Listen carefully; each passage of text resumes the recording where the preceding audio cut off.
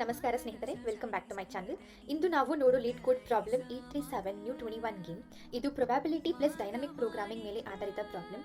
ಬಹಳ ಇಂಟ್ರೆಸ್ಟಿಂಗ್ ಆಗಿ ಮತ್ತು ಟ್ರಿಕ್ಕಿ ಆಗಿ ಕಾಣಿಸುತ್ತೆ. ಪೈಥಾನ್ ಕೋಡ್ ಮೂಲಕ ಸ್ಟೆಪ್ ಬೈ ಸ್ಟೆಪ್ ಎಕ್ಸ್ಪ್ಲೇನ್ ಮಾಡ್ತೀನಿ. ಬಹಳ ಜನ ಫಸ್ಟ್ ಟೈಮ್ ನೋಡಿದಾಗ ತುಂಬ ಕನ್ಫ್ಯೂಸ್ ಆಗ್ತಾರೆ, ಆದರೆ ನಾವಿದು ತುಂಬ ಈಸಿಯಾಗಿ ಎಕ್ಸ್ಪ್ಲೇನ್ ಮಾಡ್ತೀನಿ. ಪ್ರಾಬ್ಲಮ್ ಒಂದು ಕಾರ್ಡ್ ಗೇಮ್ 21 ಇನ್ಸ್ಪೈರ್ ಆಗಿರೋದು. ಆಮೇಲೆ ಇದು ನಿಮ್ಮ understanding of probabilities, recursion and optimisation in dynamic ಪ್ರೋಗ್ರಾಮಿಂಗ್ನ ಟೆಸ್ಟ್ ಮಾಡುತ್ತೆ, ನಿಮ್ಮ ಸ್ಕಿಲ್ಸ್ ಹೇಗಿದೆ ಅಂತ. ಮತ್ತು if you are looking for a problem, ಅದು ಚಾಲೆಂಜ್ ಮಾಡುತ್ತಲ್ಲ ನಿಮ್ಮ mathematical reasoning and your coding skills, ನಿಮ್ಗೆ ಆ ಥರ ಚಾಲೆಂಜಿಂಗ್ ಆಗಿ ಇಷ್ಟ ಆದರೆ then this one is perfect. So let's see the problem statement. ಇಲ್ಲಿ ಪ್ರಾಬ್ಲಮ್ ಸ್ಟೇಟ್ಮೆಂಟಲ್ಲಿ ಏನು ಕೊಟ್ಟಿದ್ದಾರೆ, Alice plays the following game. Alice ಒಂದು ಗೇಮ್ನ ಸ್ಟಾರ್ಟ್ ಮಾಡ್ತಾರೆ. ಅದು ಸ್ಟಾರ್ಟ್ ಮಾಡಬೇಕಾದ್ರೆ she'll start from the 0 points. ಪ್ರತಿ ಬಾರಿ ಅವರು ರ್ಯಾಂಡಮ್ ಆಗಿ ಒಂದು ನಂಬರ್ನ ಡ್ರಾ ಮಾಡ್ತಾರೆ ಬಿಟ್ವೀನ್ 1 to ಮ್ಯಾಕ್ಸಿಮಮ್ ಪಾಯಿಂಟ್ಸ್. ಇಲ್ಲಿ ಮ್ಯಾಕ್ಸ್ PTS ಅಂತ ಇದೆಲ್ಲ, ಇದು ಮ್ಯಾಕ್ಸಿಮಮ್ ಪಾಯಿಂಟ್ಸ್ ಇದು. ಸೊ ಡ್ರಾ ಮಾಡ್ತಾ ಮಾಡ್ತಾ ಅವರು ಕೀ ಪಾಯಿಂಟ್ಸ್ ಅಥವಾ ಅದರ ಮೇಲೆ ಬಂದರೆ ಸ್ಟಾಪ್ ಆಗ್ತಾರೆ. ನಮಗೆ ಏನು ಬೇಕಾಗಿರೋದು, ಅಲೈಸ್ ಸ್ಟಾಪ್ ಮಾಡಿದಾಗ ಆಗುವ ಫೈನಲ್ ಸ್ಕೋರ್ ಅದು ಲೆಸ್ ಆರ್ ಈಕ್ವಲ್ ಟು ಆಗಿರುವ ಪ್ರೊಬ್ಯಾಬಿಲಿಟಿ ಎಷ್ಟು ಅಂತ ನಾವಿಲ್ಲಿ ಪ್ರೊಬ್ಯಾಬಿಲಿಟಿನ ಫೈಂಡ್ ಔಟ್ ಮಾಡಬೇಕು. ಸಿಂಪಲ್ ವರ್ಡ್ಸಲ್ಲಿ ಹೇಳಬೇಕಂದ್ರೆ ಅಲೈಸ್ ಅವರು ಎಷ್ಟು ಸ್ಕೋರ್ ಮಾಡಿದೆ ಗೇಮ್ ಸ್ಟಾಪ್ ಮಾಡ್ತಾರೆ ಅಂತ ಅದರ ಪ್ರೊಬ್ಯಾಬಿಲಿಟಿ ಕ್ಯಾಲ್ಕುಲೇಟ್ ಮಾಡಬೇಕು ಅಷ್ಟೇ. ನಾವು ಇದರ ಅಪ್ರೋಚ್ ಐಡಿಯಾ ಹೇಗೆ ಮಾಡ್ಬೋದು ಅಂದರೆ, ಈ ಪ್ರಾಬ್ಲಮ್ ಬ್ರೂಟ್ ಫೋರ್ಸ್ ಮೆಥಡ್ನಲ್ಲಿ ಸಾಲ್ವ್ ಮಾಡಲು ಆಗಲ್ಲ, ಯಾಕಂದರೆ ಪ್ರೊಬ್ಯಾಬಿಲಿಟೀಸ್ ತುಂಬ ಜಾಸ್ತಿ. ಆದ್ದರಿಂದ ನಾವು dynamic programming plus sliding window use ಮಾಡೋಣ. ಸೊ ನಾವು ಇಲ್ಲಿ ಆಲ್ರೆಡಿ ಸೊಲ್ಯೂಷನ್ ಕ್ಲಾಸ್ನ ಡಿಫೈನ್ ಮಾಡಿದ್ದೇವೆ. ಇದರೊಳಗೆ ನ್ಯೂ 21 ಗೇಮ್ ಅನ್ನೋ ಫಂಕ್ಷನ್ ಇದೆ. ಇದಕ್ಕೆ 3 ಪ್ಯಾರಾಮೀಟರ್ಸ್ ಬರುತ್ತವೆ.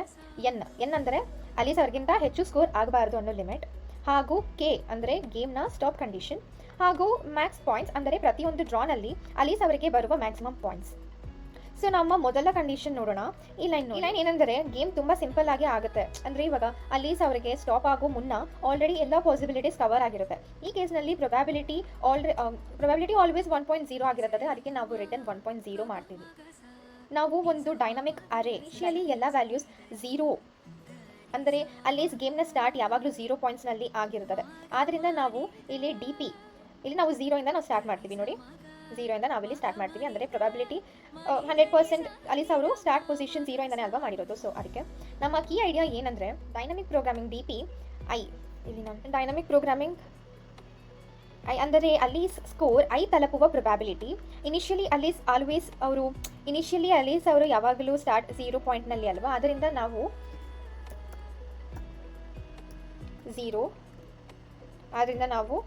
0 ಇಸ್ ಈಕ್ವಲ್ ಟು 1. ನಂತರ ಪ್ರೊಬ್ಯಾಬಿಲಿಟಿ ಫಾರ್ಮುಲಾ ಯೂಸ್ ಮಾಡ್ತೀವಿ with sliding window for optimisation.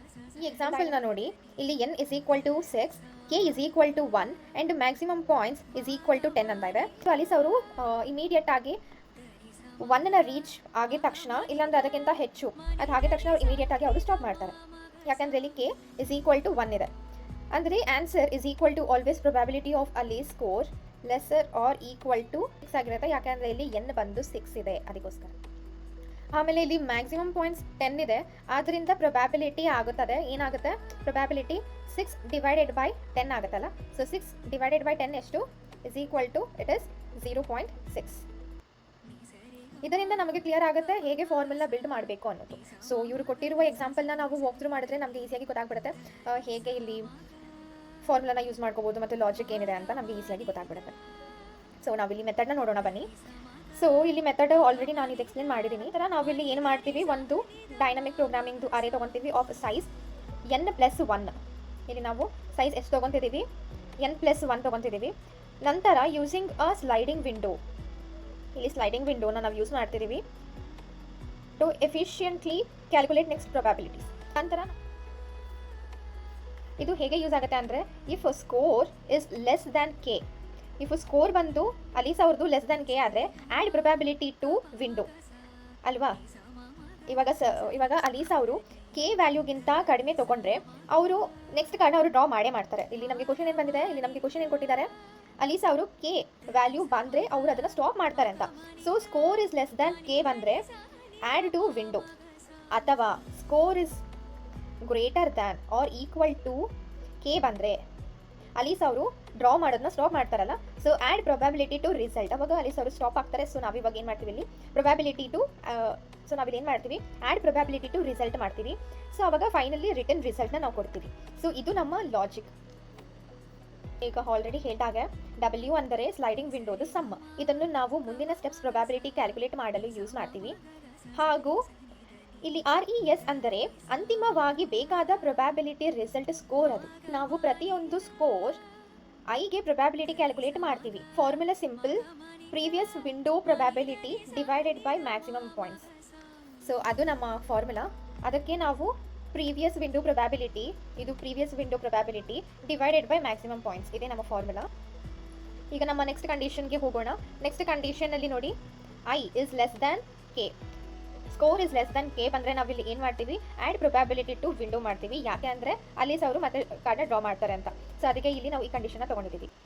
ಇಲ್ಲ ಅಂದರೆ if i is greater than k ಬಂದಾಗ ನಮಗೆ result add probability to result ಅಂತ ಹೇಳಿದ್ದೀನಿ. ಸೊ ಫೈನಲಿ ರಿಟರ್ನ್ ರಿಸಲ್ಟ್ ಇದೆ. ಸೊ ಅದೇ ಲಾಜಿಕ್ನ ನಾವಿಲ್ಲಿ ಕೋಡ್ ಮಾಡಿದ್ದೀವಿ. ಈ ರಿಸಲ್ಟ್ನ ನಾವು, ಈ ಕಂಡೀಷನ್ನ ನಾವು ತೊಗೊಂಡಿದ್ದೀವಿ. ಇಲ್ಲಿ ನಾವು ಸ್ಲೈಡಿಂಗ್ ವಿಂಡೋ ಮೇಂಟೈನ್ ಮಾಡ್ತೀವಿ. ಇಲ್ಲಿ ನಾವು ಸ್ಲೈಡಿಂಗ್ ವಿಂಡೋನ ಯೂಸ್ ಮಾಡ್ತಿದ್ದೀವಿ. So window size always is equal to maximum points. ಹಾಗಾದರೆ ಒಂದು ವ್ಯಾಲ್ಯೂ ಔಟ್ ಆಫ್ ವಿಂಡೋ ಆಗಿದ್ದರೆ ಅದನ್ನು ನಾವು ಸಬ್ಸ್ಟ್ರಾಕ್ಟ್ ಮಾಡ್ಕೋಬೇಕಲ್ಲ, ಅದಕ್ಕೋಸ್ಕರ ನಾವು ಇಲ್ಲಿ ಈ ಕಂಡೀಷನ್ನ ತೊಗೊಂಡಿದ್ದೀವಿ. ಆದ್ದರಿಂದ ಎಲ್ಲ ಕ್ಯಾಲ್ಕುಲೇಷನ್ಸ್ ಆದಮೇಲೆ ನಮ್ಮ ಆನ್ಸರ್ ರಿಸಲ್ಟ್ನಲ್ಲಿ ಇರುತ್ತೆ. ಅದಕ್ಕೆ ನಾವು ರಿಟರ್ನ್ ರಿಸಲ್ಟ್ನ ಯೂಸ್ ಮಾಡ್ತೀವಿ. ಅದನ್ನು ನಾವು ರಿಟರ್ನ್ ಮಾಡ್ತೀವಿ. ಇದು ಅಲ್ಲಿ ಅವರ probability of score which is less than or equal to n. So ಇದನ್ನು ನಾವು ರನ್ ಮಾಡಿ ನೋಡೋಣ.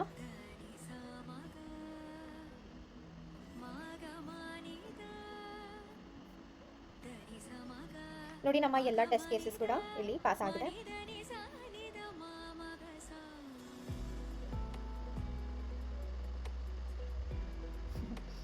ಮತ್ತು ಇಲ್ಲಿ ಟೈಮ್ ಕಾಂಪ್ಲೆಕ್ಸಿಟಿ ಬಂದು ಆರ್ಡರ್ ಆಫ್ n, ಏಕೆಂದರೆ we iterate scores from 1 to n ಅಲ್ವಾ.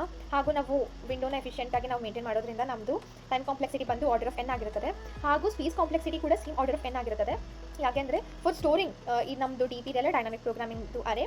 ಹಾಗೂ ನಾವು optimisation we can optimise to order of 1 with rolling sum, but readability ಕಡಿಮೆ ಆಗುತ್ತದೆ. ಸೊ ಅದರಿಂದ ಸ್ಪೇಸ್ ಕಾಂಪ್ಲೆಕ್ಸಿಟಿ ಇಲ್ಲಿ ಆರ್ಡರ್ ಆಫ್ n ಇದೆ. ಹಾಗೂ ಇಲ್ಲಿ ಒಂದು ಕ್ವೆಶನ್ ಏನು ಬರ್ಬೋದು ಅಂದರೆ, ನಾವು ಇಲ್ಲಿ ಯಾಕೆ ಸ್ಲೈಡಿಂಗ್ ವಿಂಡೋನ ನಾವು ಯೂಸ್ ಮಾಡ್ತೀವಿ ಅಂತ.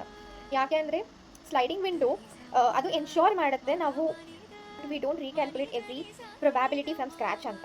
ಅದ್ರ ಬದಲು ಏನಾಗುತ್ತೆ, we just add new dynamic programming and remove old dynamic programming from the window.